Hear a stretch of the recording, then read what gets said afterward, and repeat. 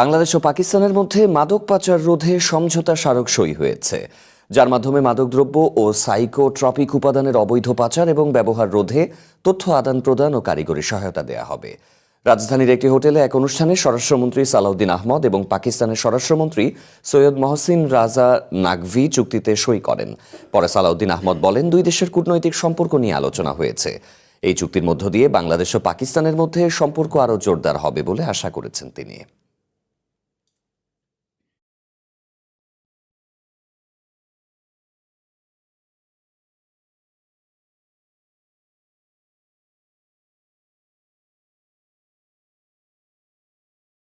Drugs and narcotics এবং এটা illegal trafficking of drugs and narcotics and human এর উপরে একটা এমওইউ স্বাক্ষরিত হয়েছে। তা আমাদের মধ্যে এই সমঝোতা স্মারকের এই প্রক্রিয়ায় উভয় দেশের ফরেন মিনিস্ট্রি এগুলো দেখেছে, ল মিনিস্ট্রি ভেটিং করেছে, তারপরে আমরা স্বাক্ষর করেছি।